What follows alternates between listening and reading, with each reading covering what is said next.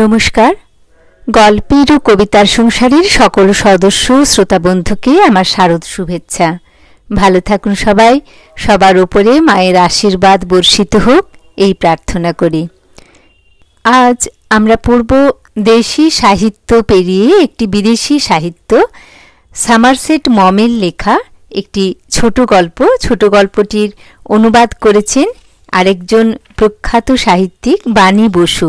গল্পটি আদতে নাম ছিল দ্য লোটাস ইটার, আর লেখিকা তার অনুবাদে এই গল্পটির নাম দিয়েছেন মৃণাল ভুক। একজন অত্যাশ্চর্য লোক, আমার ভাষাতে অন্তত সেটাই মনে হয়েছে। আজ আমরা পড়ব এরকমই একজন ব্যক্তিকে নিয়ে লেখা মৃণাল ভুক। সংসারে বহু লোক, বহু কেন, অধিকাংশ লোকই অবস্থার দাস। নিজের জীবন নিজের হাতে তুলে নিয়েছে এমন মানুষের দেখা চট করে মেলে না, মিললে সে লোক নিঃসন্দেহে দ্রষ্টব্য। ঠিক এই কারণে টমাস উইলসনকে চাক্ষুষ করতে আমার কৌতূহল হয়। লোকটা একটা আশ্চর্য দুঃসাহসের কাজ করেছিল।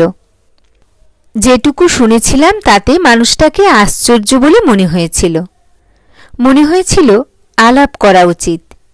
মিশুকে নয় শুনেছিলাম, কিন্তু আমার ধারণা ছিল ধৈর্য ধরলে এবং বুঝে সুঝে কথা বলতে পারলে হয়তো আমার কাছে মনের দুয়ার খুললেও খুলতে পারে।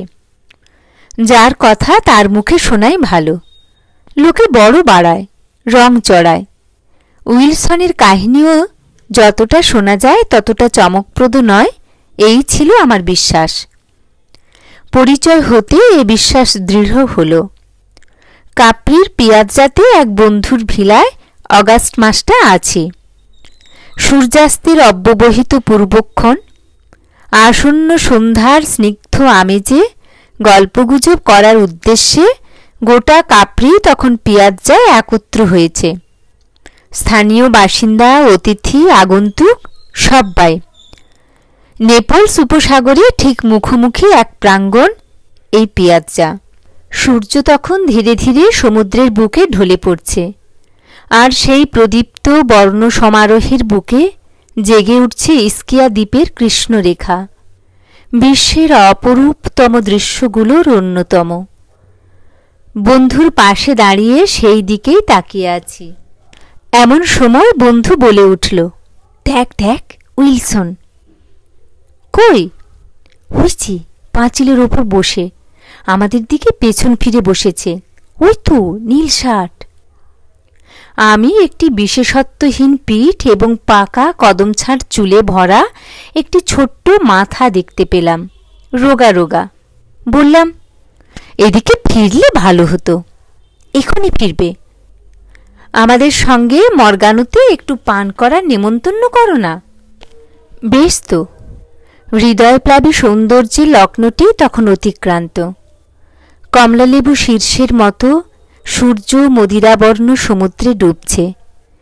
ফিরে দাঁড়িয়ে পাঁচিলে হেলান দিয়ে ইতস্তত পদচারণারত মানুষগুলোর দিকে তাকালাম। অনর্গল কথা বলে চলেছে সব্বাই। হৃষ্টচিত্তে তাদের এই কলরব শুনছি। এমন সময় অদূরে গির্জার ঘণ্টাটা ঈষৎ ভগ্ন কিন্তু ভারী গম্ভীর উদাত্ত স্বরে বাজতে আরম্ভ করল। বন্দর থেকে উঠে আসা পথের প্রান্তে তার ঘড়ি, মিনার এবং কয়েক ধাপ ওপরের এই গির্জাটি সমেত কাপ্রির পিয়াজ্জা যেন দনিজেত্তির কোনো গীতিনাট্যের আদর্শ পটভূমি। মনে হয় গল্পে মত্ত এই জনসমষ্টি যে কোনো মুহূর্তে ঐকতান আরম্ভ করে দেবে। মনোমুগ্ধকর, অবাস্তব। দৃশ্যটা এত মন দিয়ে দেখছিলাম যে কখন উইলসন পাঁচিল থেকে নেমে আমাদের দিকে আসছে লক্ষ্যই করিনি। সামনে দিয়ে যাবার সময় বন্ধু বলল, কি হে উইলসন, কদিন স্নান করতে দেখিনি যে? অন্যদিকে করছি, একটু অদল বদল আর কি। আমার সঙ্গে পরিচয় করিয়ে দিতে ভদ্র কিন্তু নিস্পৃহভাবে করমর্দন করল।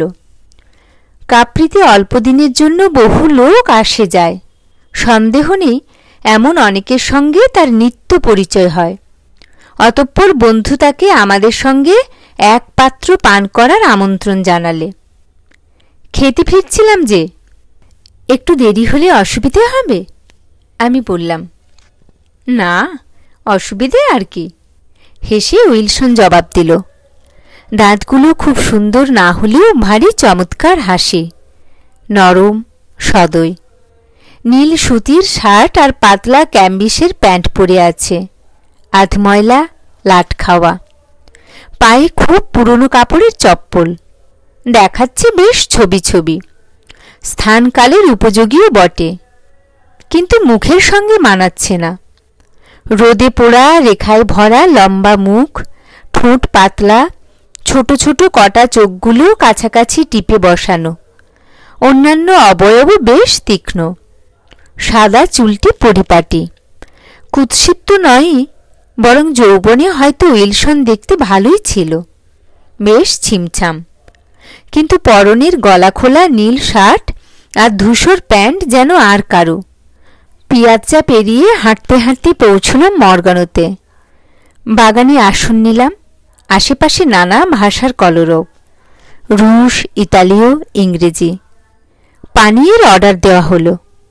মালিক পত্নী ডোনা লুসিয়া রাজহংসীর মতো এগিয়ে এসে ধীর মধুর ভাষে কিছুক্ষণ আমাদের সঙ্গে আলাপ করে কাটালেন।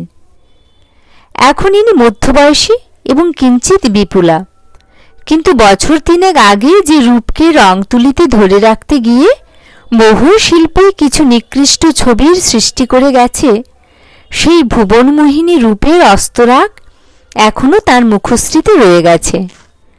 বিশাল সজল চোখ দুটি যেন দেবী হীরার চোখ, সস্নেহ মধুর হাসি। কিছুক্ষণ গল্প করে কাটানো গেল। গল্প করবার মতো দু একটা কেচ্ছা কাপড়িতে সবসময়ই মেলে। যাই হোক, কিছুক্ষণ পর উইলসন চলে গেল। আমরাও একটু বাদে উঠলাম। রাতের আহার সারতে বন্ধুর ভিলার দিকে রওনা দিলাম। পথে বন্ধু জিজ্ঞেস করল, কি মনে হলো? কিছুই মনে হলো না, তোমার গল্প একেবারে গাঁজাখুরি। কেন? এ ধরনের কাজ করার মতো লোকইও নয়, সেটা বুঝি বাইরে থেকে বোঝা যায়? আমার তো ওকে অত্যন্ত স্বাভাবিক দালাল টালাল জাতীয় লোক মনে হলো। কয়েকটা ভালো সিকিউরিটি আছে, তা থেকে ভালো সুদ পায়, চাকরি থেকে অবসর নিয়েছে। তোমার গল্পটা নিতান্তই কাপ্রি গুজব। বন্ধু বলল, যা বোঝো। তাইবেরিয়াসে স্নানাগার নামে খ্যাত একটা জায়গায় আমরা স্নান করতাম। ঠিকে গাড়ি নিয়ে কিছু দূর চলে গেলে পড়ত লেবুর কুঞ্জ, আঙ্গুর বাগান। পথ ভরে রোদের কড়া গন্ধ, ঝিঝির ডাকে মুখর। তারপর একটা টিলা, সেখান থেকে আঁকাবাঁকা রাস্তা নেমে গেছে সাগরের দিকে। দু একদিন পর এই পথ দিয়ে দুজনে নামছি। এমন সময় বন্ধু বলল, আবার উইলসন। সৈকতের ওপর দিয়ে হাঁটছি। জায়গাটার একটাই অসুবিধে, বালি নেই, শুধুই নুড়ি। উইলসন দেখতে পেয়ে হাত নাড়ল। পাইপ মুখে সাঁতার জাঙ্গিয়া পরে ও দাঁড়িয়েছিল। ঘন বাদামি শরীর, রোগা কিন্তু হাড় জিরজিরে নয়। মুখে যেরকম বলিরেখা, চুল যেরকম সাদা, সে তুলনায় শরীরটা বেশ জোয়ানি। অতটা হেঁটে গরম লাগছিল। তাড়াতাড়ি জামা কাপড় খুলে জলে ঝাঁপিয়ে পড়লাম। এখানে তীর থেকে ঠিক 6 ফুট দূরে সমুদ্রের গভীরতা 30 ফুট, কিন্তু এত স্বচ্ছ যে তলা পর্যন্ত দেখা যায়। স্নান করলে শরীরটা বেশ চাঙ্গা হয়ে ওঠে। জল থেকে উঠে দেখি ও তোয়ালে পেতে উপর হয়ে শুয়ে শুয়ে বই পড়ছে। সিগারেট ধরিয়ে পাশে গিয়ে বসলাম। সাঁতার কিরকম হলো জিজ্ঞেস করে পাইপ দিয়ে মার্কা রেখে বইটা মুড়ে ওপাশে নুড়ির ওপর রেখে দিল, অর্থাৎ কথা বলতে ইচ্ছুক। আমি বললাম, দারুণ হলো, পৃথিবীর সর্বোত্তম স্নানাঘাট। কিছু দূরে অর্ধেক জলের মধ্যে প্রথিত কতকগুলো ইটের দেওয়ালের ভগ্ন স্তূপের দিকে আঙুল দেখিয়ে উইলসন বললে, লোকে মনে করে ওইগুলো তাইবেরিয়াসে স্নানাগার, কিন্তু একদম বাজে কথা। ওটা তাইবেরিয়াসে একটা ভিলা ছিল, আর কিছু না। এটা আমি জানতাম, কিন্তু আবার শুনতে দোষ কি? মনোযোগী শ্রোতার উপরে লোকে বড় খুশি হয়। উইলসন খুক খুক করে হাসল। মজার লোক ছিল বুড়ো তাইবেরিয়াস। ওর সম্পর্কে প্রচলিত গল্পগুলো এখন কেউ বিশ্বাস করে না। কি দুঃখের কথা বলুন তো। উইলসন আমাকে তাইবেরিয়াসের গল্প শোনাল। সুয়েতনিয়ামেও আমার পড়া ছিল। রোম সাম্রাজ্যের গোড়ার দিকের ইতিহাস পড়েছিলাম। কাজেই নতুন কিছু শুনলাম না, কিন্তু লক্ষ্য করলাম লোকটির পড়াশোনা আছে। বললামও সে কথা। কি জানেন, এখানে যখন থেকে গেলাম তখন স্বভাবতই জানবার আগ্রহ ছিল খুব। হাতে সময়ও অঢেল। অতীত যুগে স্মৃতি অধ্যুষিত এমন জায়গায় থাকবার মজাই হলো এই, ইতিহাসকে সত্য বলে অনুভব করা যায়। মনে হয় ঐতিহাসিক কালে বাস করছি। কতদিন এখানে আছেন? 15 বছর। শান্ত নীল সাগরের দিকে এক পলক তাকিয়ে বলল উইলসন। পাতলা ঠোঁটের ওপর বিচিত্র কোমল একটা হাসি। প্রথম দর্শনেই প্রেমে পড়েছিলাম জায়গাটার। আরও কিছু শোনার জন্য অপেক্ষা করলাম, কারণ কথা শুনে মনে হলো যে অদ্ভুত কাহিনী ওর সম্পর্কে রটেছে তার কিছুটা হয়তো বলবে এ ব্যাপারে। কিন্তু তখনই বন্ধুবর জল থেকে উঠে এলো। সর্বাঙ্গ দিয়ে জল ঝরছে, মাইলখানেক সাঁতার কেটেছে, খুব গর্বিত। কথাবার্তার মোড় অন্যদিকে ঘুরে গেল। এরপর উইলসনের সঙ্গে বেশ কয়েকবার দেখা হলো। কখনো পিয়াজ্জায়, কখনো সমুদ্র তীরে। ভারী অমায়িক সজ্জন। কথা বলার লোক পেয়ে খুব খুশি।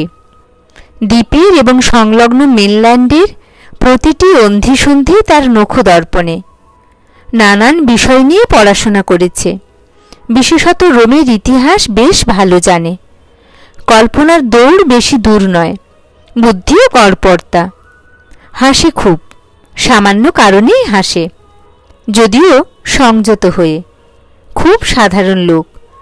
গোড়ার দিকে গল্প করতে করতে যে মন্তব্য করেছিল তার ধার দিয়েও আর যেত না। একদিন সমুদ্র তট থেকে পিয়াজ্জা ফিরে গাড়িটা ছেড়ে দেবার সময় চালককে বললাম যেন বিকেল 5টা নাগাদ আমাদের আনাকাপ্রিতে নিয়ে যাবার জন্য প্রস্তুত হয়ে আসে। ঠিক করেছি মন্টি 16-য় উঠব। একটা প্রিয় রেস্তোরাঁয় খাব, তারপর চাঁদের আলোয় নামব। দিনটা পূর্ণিমা, রাতের দৃশ্য হবে অপূর্ব। উইলসন কাছেই দাঁড়িয়েছিল। গরমে ধুলোর মধ্যে হাঁটার কষ্ট থেকে রেহাই দেবার জন্য ওকে আমরা গাড়িতে তুলে নিয়েছিলাম। কতকটা ভদ্রতার খাতিরেই জিজ্ঞেস করলাম আমাদের সঙ্গে যেতে চায় কিনা। বললাম খরচ আমার। বলল সানন্দে। কিন্তু যাত্রার সময় বন্ধু অসুস্থ বোধ করতে লাগল। বেশিক্ষণ জলে থাকার দরুন কিনা কে জানে। এই দীর্ঘ পরিশ্রম সাধ্য পদযাত্রায় তার আর উৎসাহ ছিল না। কাজেই আমি আর উইলসন গেলাম। পাহাড়ে চড়া হলো, চারিদিকে প্রসারিত দৃশ্যাবলী দেখা হলো। তারপর রাত হতে সরাইখানায় ফিরলাম। যেমন গরম হচ্ছে তেমনি খিদে আর তেষ্টা পেয়েছে। রাত্রে খাওয়ার কথা আগেই বলা ছিল। মালিক অন্তনীয় খুব ভালো রাঁধে।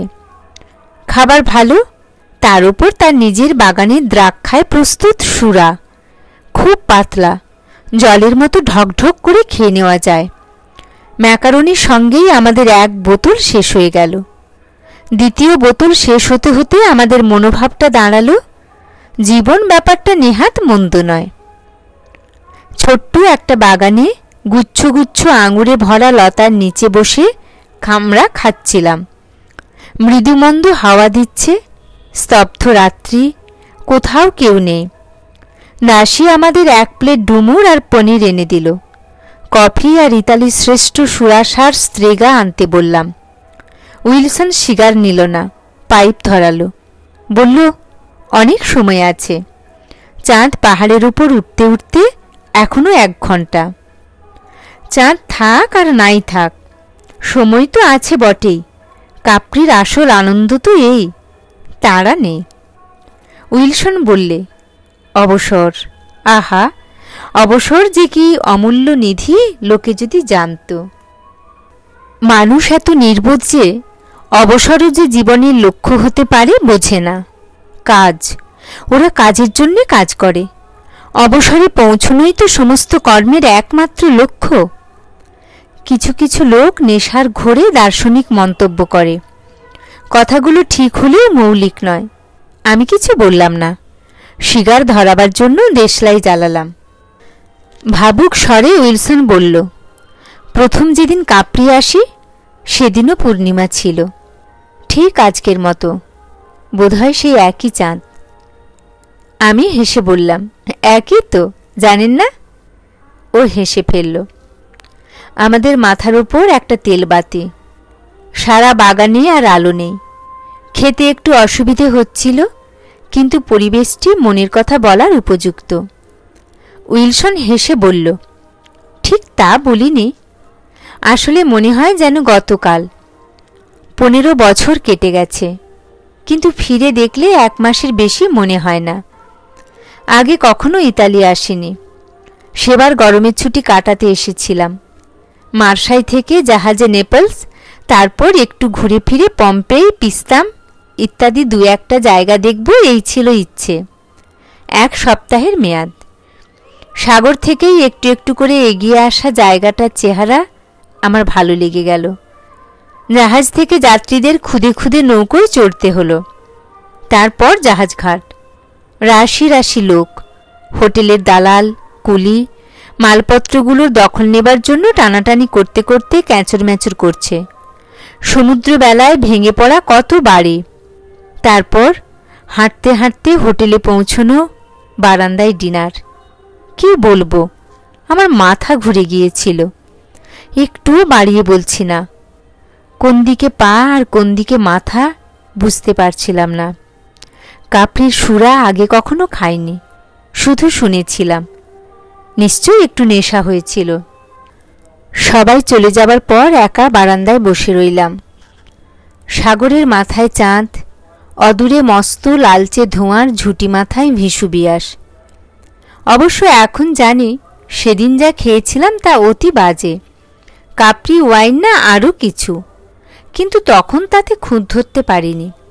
আসলে মদ নয়, আমায় মাতাল করেছিল এই দ্বীপের গড়ন, ওই মানুষগুলোর কলরব, জ্যোৎস্না, সাগর আর হোটেলের বাগানের ওলিয়েন্ডার পুষ্পগুচ্ছ। আগে কখনো ওলিয়েন্ডার দেখিনি। এত কথা বলেই গলা শুকিয়ে গিয়েছিল। উইলসন গ্লাসটা তুলে নিল। খালি। জিজ্ঞেস করলাম, আর একটা স্ত্রীগা নেব নাকি? বললে, বাজে, তার চেয়ে আরেক বোতল সুরা নেওয়া যাক। খুব ভালো জিনিস, বিশুদ্ধ আঙুরের রস, খেলে কোনো ক্ষতি হবার সম্ভাবনা নেই। আরেক বোতল সুরা আনতে বললাম। গ্লাসে লম্বা চুমুক দিয়ে আরামের নিঃশ্বাস ফেলল উইলসন। তারপর বলে চলল, পরদিন আমাদের বর্তমান স্নানঘাটটা আবিষ্কার করলাম। বললাম, বারে খাসা ঘাট তো। তারপর ঘুরে ফিরে দ্বীপটা দেখতে লাগলাম। ভাগ্যের খেলা, পুন্তা দি তিম্বেরিউতে একটা উৎসব হচ্ছিল। ফিস্ট অফ অ্যাসামসন, মেরি মাতার স্বর্গারোহণ। বেশ লেগেছিল আমার। আপনি তাহলে ব্যাংক ম্যানেজার ছিলেন? আমি জিজ্ঞেস করলাম। একটু ভুল করলেও পুরোপুরি করিনি। হ্যাঁ, ইয়র্ক অ্যান্ড সিটি ব্যাংকের ক্রাফোর্ড স্ট্রিট শাখার ম্যানেজার ছিলাম।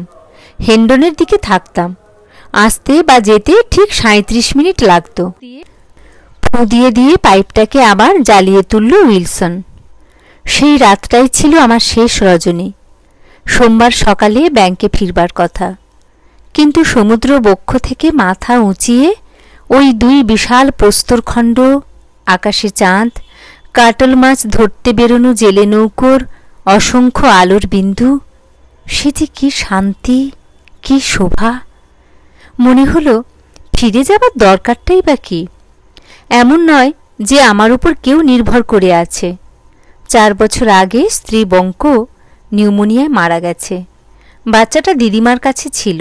বুড়ি আহাম্মক, ঠিক করে দেখাশোনা করেনি। রক্ত বিষিয়ে গিয়ে বেচারার একটা পা বাদ দিতে হলো, তাতেও বাঁচল না। ইস, কি ভয়ঙ্কর! হ্যাঁ, সে সময় খুবই কষ্ট হয়েছিল। তবে নিজের হাতে মানুষ করলে যতটা হয় ততটা নিশ্চয় নয়। এক হিসেবে ভালোই হয়েছিল। পঙ্গু মেয়ের আর ভবিষ্যৎ কি? স্ত্রীর জন্যেও আমার মন খারাপ হতো। বেশ ভালো সম্পর্ক ছিল, টিকতো কি না জানি না অবশ্য। লোকের কথা নিয়ে বড় মাথা ঘামাতো। বেড়াতে ভালোবাসত না। ওর বেড়ানোর দৌড় ইস্টবোর্ন অবধি। জানেন, ওর মৃত্যুর আগে কোনোদিন চ্যানেলও পর্যন্ত বেরোয়নি। আর আত্মীয় স্বজন নেই? আমি জিজ্ঞেস করলাম। হুম, আমি ছিলাম এক সন্তান। এক কাকা ছিলেন। আমার জন্মের আগে তিনি অস্ট্রেলিয়া চলে যান। একলা জীবন কাটানোর এমন সুযোগ কটা মানুষের থাকে? ভাবলাম যা প্রাণ চায় করব না কেন। তখন আমার বয়স ঠিক 34। 15 বছর কাপ্রিতে রয়েছে, তার মানে ওর বয়স এখন 49। আমিও ওই রকমই ভেবেছিলাম। 17 বছর বয়স থেকে চাকরি করছি। অবসর নেওয়া পর্যন্ত নিত্য সেই একই কাজের পুনরাবৃত্তি ছাড়া কোনো ভবিষ্যৎ নেই। ধুত্তর, তার চেয়ে বাকি জীবনটা এখানে কাটালে ক্ষতি কি? এমন অপরূপ জায়গা, কিন্তু পেশাদারি মন, তার ওপর স্বভাবও হুঁশিয়ার। ভাবলাম, না, এভাবে ভেসে গেলে তো চলবে না। কাল যেমন কথা ছিল ফিরে যাব, চিন্তা করে দেখতে হবে। বলা যায় না, লন্ডনে গেলে হয়তো মতলব ঘুরে যাবে। এখন ভাবি, কি বোকামি করেছিলাম। ওই করে তো একটা বছর নষ্ট হলো। তাহলে মত বদলায়নি? মোটেই না। কাজ করতাম আর মনের মধ্যে ঘোরাফেরা করত এখানকার এই আঙুর ক্ষেত, পাহাড়ি রাস্তা, জ্যোৎস্না, সাগর স্নান, কর্ম অন্তে আলাপোৎসুক নরনারীতে পূর্ণ সান্ধ্য পিয়াজ্জা। খালি একটা কথা ভেবে মনটা খচখচ করত। কর্মময় এ সংসারে কাজ না করার কৈফিয়ত আমার আছে তো। এমন সময় হাতে এলো মেরিয়ান ক্রফোর্ড নামে এক ব্যক্তির লেখা একখানা ইতিহাস। সাইবেরিয়াস আর ক্রোটনার কাহিনী পড়লাম। দুটি নগর। সাইবেরিয়াসবাসীরা খালি আমোদ প্রমোদে কালক্ষেপ করে, আর ক্রোটনাবাসীরা করে কাজ। একদিন ক্রোটনাবাসীরা এসে সাইবেরিয়াস ধ্বংস করে দিল। কিছুকাল পরে অন্যত্র থেকে অন্য এক জাতি এসে মুছে দিয়ে গেল ক্রোটনাকেও।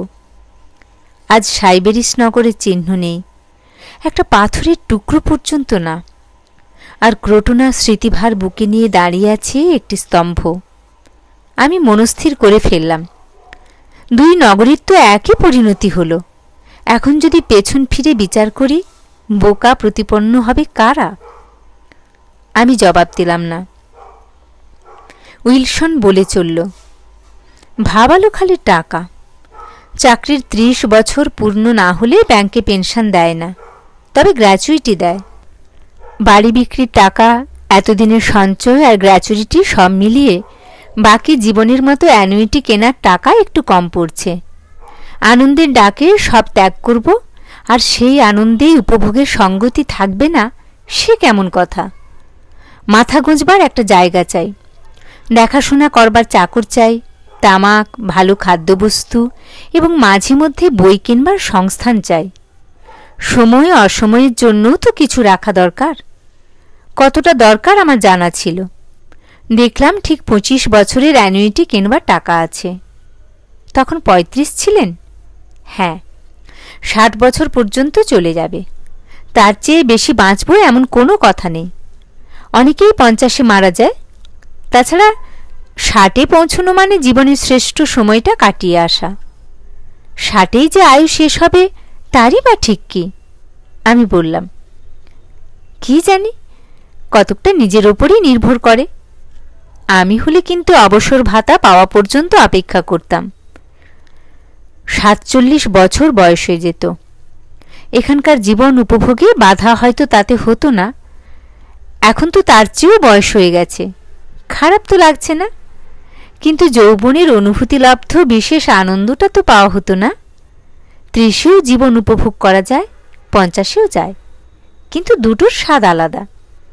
শরীর মন ঠিক থাকতে থাকতে নিটোল একটি জীবনযাপন করতে চেয়েছিলাম। 25 বছর দীর্ঘকাল। 25 বছরের সুখের দাম অনেক। ঠিক করলাম 1 বছর দেখব, তারপর পদত্যাগপত্র দিয়ে গ্র্যাচুইটিটা পাওয়া মাত্র চলে এলাম। 25 বছরের অ্যানুইটি? হ্যাঁ। কখনো অনুতাপ করেননি? কখনো না। এখনই টাকা উঠে এসেছে। 10 বছর এখনো হাতে আছে। 25 বছর একটি সর্বাঙ্গ সুন্দর জীবন যাপন করে কি মানুষের ক্ষান্ত দেওয়া উচিত নয়? কে জানে। তারপরে কি করবি ভেঙে না বললেও ওর উদ্দেশ্যটা পরিষ্কার। যা শুনেছি তাই। ওর নিজের মুখে অন্যরকম শোনালো। আর চোখে তাকালাম। সত্যি চেহারার মধ্যে কোনো বিশেষত্ব নেই। পরিচ্ছন্ন ফিটফাট মুখটার দিকে তাকিয়ে কেউ বলবে না এই লোক অসাধারণ কিছু করতে পারে। আমি লোকটিকে দোষ দিতে পারলাম না। অদ্ভুত কাণ্ড যদি করে থাকে নিজের জীবন নিয়েই করেছে, করুক না। তবু শিরদাঁড়ার কাজটা কেমন শিরশির করে উঠল। উইলসন হেসে বলল, শীত করছে না? এবার বোধহয় আমাদের নামতে আরম্ভ করা উচিত। চাঁদ উঠল বলে। বিদায় নেবার আগে উইলসন একদিন ওর বাড়িতে যেতে বলেছিল। 2-3 দিন পর রাস্তাটা জেনে নিয়ে হাঁটতে হাঁটতে চলে এলাম। শহর থেকে বেশ দূরে আঙ্গুর বাগানের মধ্যে কৃষকের কুটির। সমুদ্র দেখা যায়। দ্বারের পাশে বিরাট একটা ওলিয়েন্ডার গাছ। ফুলে ফুলে ভরা একটা মাত্র ছোট ঘর, খুদে একটা রান্নাঘর, জ্বালানি রাখার খুপড়ি। শোবার ঘরটা সাধু সন্তের ঘরের মতো নিরাভরণ, কিন্তু বসবার ঘরখানা বেশ আরামের। ভালো তামাকের গন্ধে ভুরভুর করছে। ইংল্যান্ড থেকে বড় বড় 2টো আরাম কেদারা আনিয়েছে, আর রোলটপ ডেস্ক, কটেজ পিয়ানো এবং বইয়ে ঠাসা একটা আলমারি। দেয়ালে জিএল ওয়ার্ডস ও লর্ড লেটনের আঁকা তৈলচিত্রের প্রতিলিপি। বাড়িটা আঙ্গুর বাগানের মালিকের। সে পাহাড়ের ওপর দিয়ে আরেকটা কুটিরে থাকে। তার বউ রোজ ঘরদোর সাফ করে রান্না করে দিয়ে যায়। কাপ্রিতে প্রথমবার এসেই উইলসন এই জায়গাটা আবিষ্কার করে, এখানেই রয়ে যায়। পিয়ানোর ওপর স্বরলিপি খোলা দেখে বাজাতে বললাম। বলল, ভালো পারি না, কিন্তু বরাবর গান ভালোবাসি। এলোপাথারি আঙুল চালিয়ে খুব আনন্দ পাই। বিটোফেন সোনাটার একটা সুর বাজালো, তেমন ভালো নয়। স্বরলিপিগুলো দেখলাম, সুমান, সুবার্ট, বিটোফেন, বাখ ও সপা। টেবিলের উপর তেলচিটে একজোড়া তাস দেখে জিজ্ঞেস করলাম, পেশেন্স খেলে কি না? বললে, খুব। যা দেখলাম আর যা শুনেছি তা থেকে 15 বছর ধরে কীরকম জীবন কাটাচ্ছি তার একটা মোটামুটি ধারণা করে নিতে পারলাম। নিরীহ জীবন। সমুদ্রে স্নান করে, প্রচুর হাঁটে। অতি অন্তরঙ্গ এই দ্বীপের সৌন্দর্যের নেশা তার কিছুতেই কাটেনি। পেশেন্স খেলে, পড়ে। কোথাও নিমন্ত্রণে গেলে তাকে একটু বোদা বোদা লাগে, কিন্তু মোটের উপর ভালোই। কেউ পাত্তা না দিলেও কিচ্ছু মনে করে না। লোক ভালোবাসে, কিন্তু নিরাসক্তভাবে, তাই ঘনিষ্ঠতা হয় না। হিসেবেই, কিন্তু আরামে থাকে। 1 পয়সাও ধার নেই। নারী সঙ্গ লিপ্সা বোধ হয় কোনোদিনই ওকে তেমন পীড়িত করেনি। অল্প বয়সে এই জায়গায় রূপমুগ্ধা কোনো ক্ষণিকার সঙ্গে প্রণয় হয়ে থাকলেও নিশ্চয়ই বেশি বাড়াবাড়ি করেনি। মনটাকে মুক্ত রাখতে চেয়েছিল। আসল প্রকৃতি ওর একমাত্র প্রেয়সী। সহজ অনাড়ম্বর জীবন থেকে ও সুখ পেতে চায়। হতে পারে খুব আত্মকেন্দ্রিক জীবন, কারো কাজে লাগেনি, কিন্তু ক্ষতিও তো কারো করেনি। একমাত্র লক্ষ্য হলো নিজের আনন্দ। দেখে মনে হতো তা পেয়েছে। অল্প লোকেই জানে সুখ কোথায় খুঁজতে হয়, অল্পতর লোকে তাকে পায়। কিন্তু কথা হলো মানুষটা মূঢ় না প্রাজ্ঞ। নিজের মনটা বোঝে, এটুকু অন্তত স্বীকার করতেই হবে। আশ্চর্যের বিষয়, অতি সাধারণ লোক।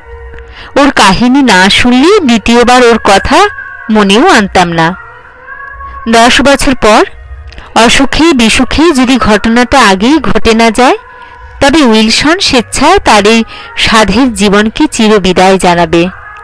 জানি না এই চিন্তা সদা সর্বদা মনে জাগরুক থাকার জন্যই কিনা। জীবনের প্রতিটা মুহূর্তের স্বাদ নিতে মানুষটির মধ্যে একটি আশ্চর্য ব্যাকুলতা লক্ষ্য করতাম। নিজের কথা বলবার অভ্যেস ওর একেবারেই ছিল না। বন্ধু বলে, আমি নাকি একমাত্র ব্যক্তি যার কাছে ও মন খুলেছে। আমার বিশ্বাস ওর মন খোলার কারণ ও জানে। গল্পটা আমার আগেই শোনা এবং কাপে ওয়াইনের নেশা। যাবার সময় হলো, চলে এলাম। ঠিক 1 বছর পরে আরম্ভ হলো মহাসমর। জীবনের মোড় ঘুরে গেল। 13 বছরের আগে আর কাপ্রি যাওয়া ঘটে ওঠেনি। বন্ধু ফিরেছে কিছুদিন আগে, কিন্তু তার অবস্থা পড়ে গেছে। বর্তমান বাড়িটা ছোট, আমার জায়গা হবে না, অতএব আমি হোটেলে আছি। আমাকে নিতে ও জাহাজ ঘাটে এসেছিল। দুজনে একসঙ্গে খেলাম। সেই সময়ে জিজ্ঞেস করলাম, ওর বাড়িটা কোথায়? তুমি চেনো? উইলসন যে ছোট্ট কুটিরটা থাকতো সেইটা। একটা ঘর বাড়িয়ে নিয়ে সাজিয়ে নিয়েছে। কাজে কর্মে উইলসনের কথা একেবারেই ভুলে গিয়েছিলাম। এখন একটু নাড়া খেতে মনে পড়ে গেল। ওর সে 10 বছর তো বহুদিন পার হয়ে গেছে। জিজ্ঞেস করলাম, পরিকল্পনা মতো আত্মহত্যা করেছিল? গল্পটা খুব মর্মান্তিক। আসলে উইলসনের পরিকল্পনায় একটা ত্রুটি ছিল। বেচারি আগে বুঝতে পারেনি, বোঝেনি যে এই শান্ত নিস্তরঙ্গ জায়গায় মনের শান্তি নষ্ট হবার বিন্দুমাত্র সম্ভাবনাও যেখানে নেই, সেখানে 25 বছরের পরিপূর্ণ সুখী জীবন কাটাবার পর তার চরিত্র আস্তে আস্তে দুর্বল হয়ে পড়বে।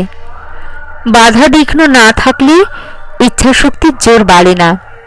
প্রতিকূল স্রোতে না থাকলে, কাম্য বস্তু সহজলভ্য হলে ইচ্ছাশক্তি ধীরে ধীরে ঝিমিয়ে পড়ে।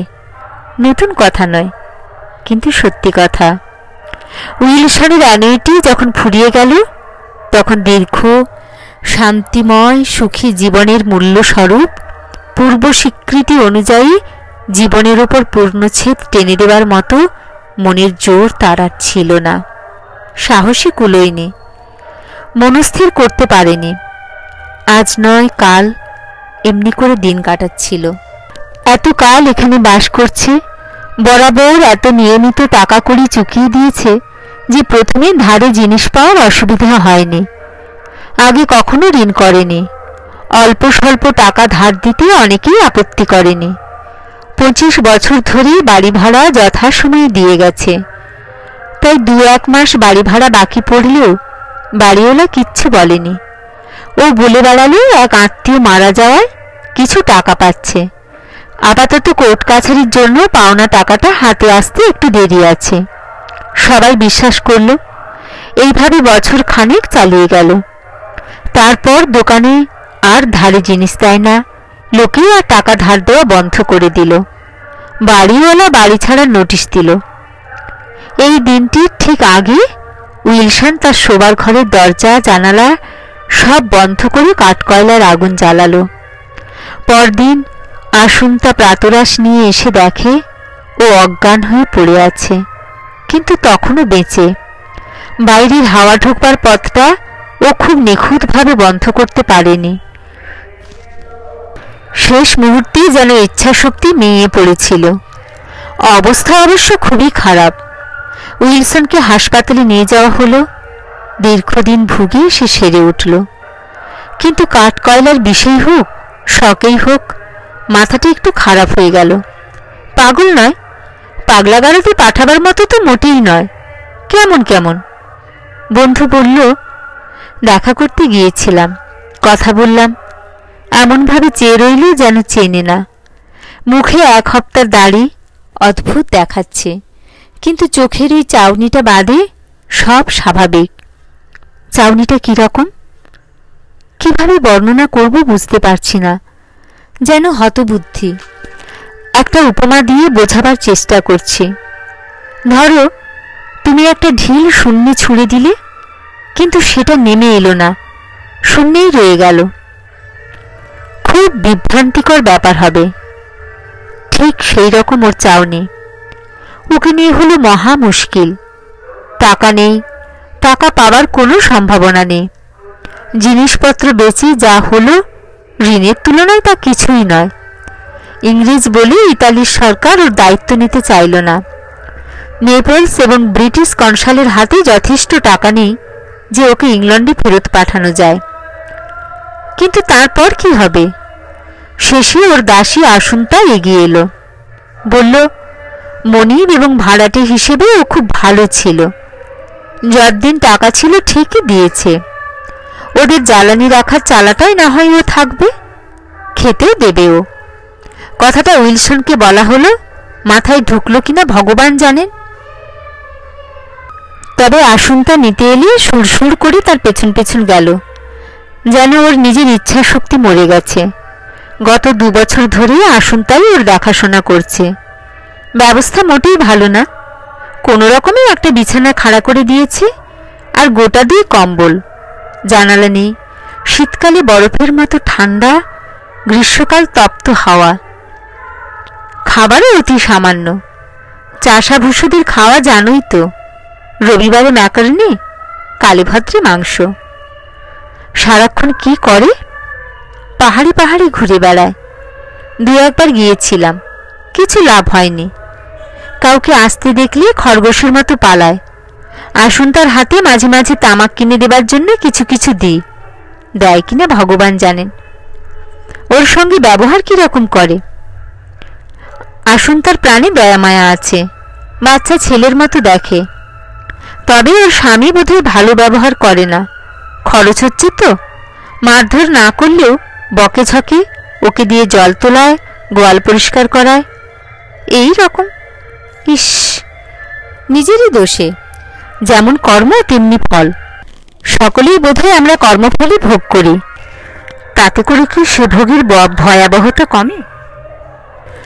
জলপাইকুঞ্জির মধ্যে দিয়ে একটা দীর্ঘ পথ। 2-3 দিন পর দুজনে বেড়াচ্ছি। হঠাৎ বন্ধু বলে উঠল, উইলসন, তাকেও না, ভয় পাবে। যেমন যাচ্ছ এগিয়ে চলো। আর চোখে দেখলাম জলপাই গাছের পেছনে একটা লোক লুকিয়ে আছে। আমরা কাছাকাছি আসতে নড়ল না, মনে হলো লক্ষ্য করছে। জায়গাটা পেরিয়ে আসার সঙ্গে সঙ্গে খচমচ করে পালিয়ে যাওয়ার আওয়াজ পেলাম। ব্যাগ তাড়িত পশুর মতো উইলসন নিরাপদ আশ্রয়ে পালিয়ে গেছে। এই ওকে আমার শেষ দেখা। গত বছর উইলসন মারা গেছে। এই জীবন সে 2 বছর সহ্য করেছে।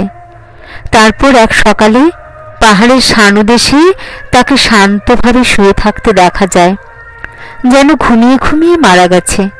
তার শেষ শয্যা থেকে দেখা যাচ্ছিল সমুদ্র পৃষ্ঠ হতে উদ্বেল সেই 2 প্রস্তরখণ্ড, যাদের নাম ফারাল লিওনি। তিথি ছিল পূর্ণিমা। নিশ্চয়ই উইলসন চাঁদের আলোয় ফারাল লিওনি দেখতে গিয়েছিল। হয়তো দৃশ্যটার সৌন্দর্যই তার মৃত্যুর কারণ। কেমন লাগলো গল্পটা জানাবেন। ভালো লাগলে লাইক করবেন, কমেন্ট করবেন, শেয়ার করবেন, সাবস্ক্রাইব করবেন। ভালো থাকবেন সবাই। নমস্কার।